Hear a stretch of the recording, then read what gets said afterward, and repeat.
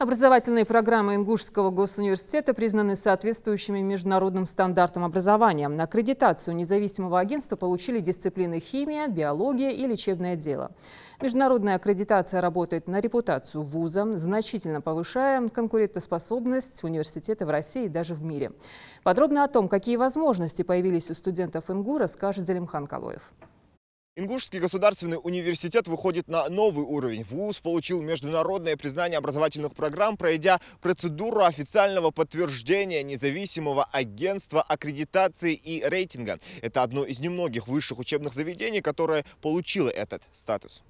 По всей стране такая аккредитация только у 7 вузов, что уже говорит о многом. Студентам крупно повезло, ведь теперь вместе с дипломом высшего образования они получат и сертификаты международного образца. Таким образом они смогут трудоустроиться или же повысить квалификацию за рубежом. Я хочу стать хирургом в дальнейшем и активно готовлюсь к этому, естественно.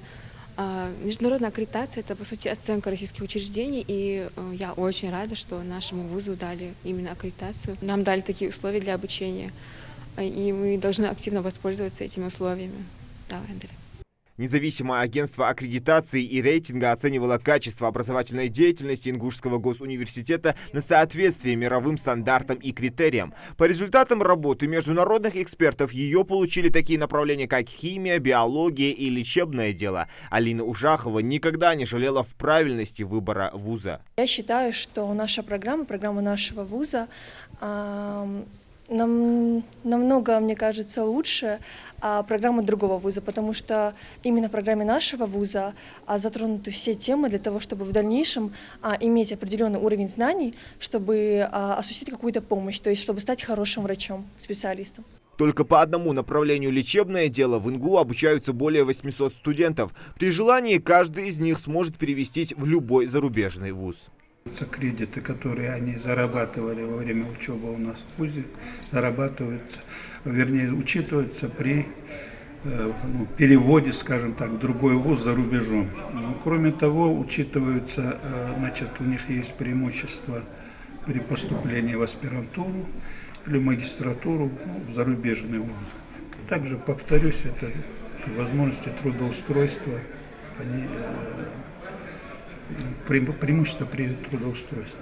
К этому важному шагу готовились почти год. Проректор по научной работе Захидат Султыгова, идейный вдохновитель, признается, поначалу даже не верилось, что все получится, ведь приобрести такой статус почти невозможно. Но благодаря поддержке со стороны руководства вуза, а также четким и слаженным действиям коллектива, ИНГУ смог заявить о себе на мировом уровне. Очень большая работа, потому что прежде чем наступит момент процедуры аккредитации, работа очень большая по программам, требования очень высокие, и, естественно, весь коллектив работал, не покладая рук, можно сказать, готовился к этой аккредитации. И таким образом 24 декабря 2020 года было заседание аккредитационного совета по рассмотрению материалов внешних экспертных комиссий, то есть внешняя экспертная комиссия, она как бы рассматривала предварительно, и затем уже было заседание по рассмотрению материалов в рамках международной институциональной специализированной аккредитации, она так называется. Эксперты, которые состояли из граждан Казахстана, России, Чехии, вели беседы и с ректором, и с ректоратом, и с преподавателями, со студентами. Но, тем не менее, мы успешно отстояли наши программы, успешно прошли. И нужно отдать должное заведующим кафедрами, членам кафедр, которые активно работали.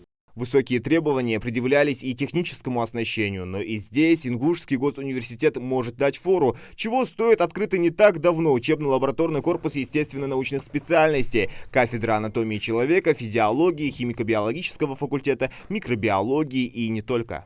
Наиболее большая мышца – это дельтовидная мышца, которая образует своеобразную округлость плеча.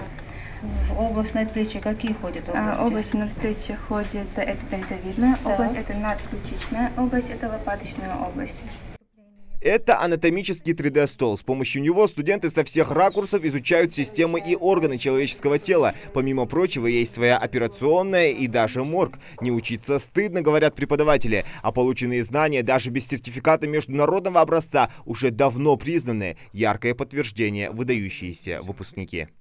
Янов Ахмед описывает снимки и работает в отделении лучевой терапии, это лучевой диагностики, описывает снимки МРТ. Насколько я знаю, его снимки и его описания и за рубежом признаются лучшими. То есть очень много у нас выпускников. Газгиреев Умар, нейрохирург наш, все его, наверное, знают. Наши выпускники работают и не только у нас, они работают во всех мировых, российских точно, клиниках известных, таких как Бурденко, Бакулевский центр. Курс намечен, а значит ограничиваться только 3 направлениями, которые получили международную аккредитацию, в ВУЗе не собираются, ведь претендовать на новый статус могут и другие специальности. Начало уже положено. Зелимхан Калоев, Магомед Шаухалов, Новости 24.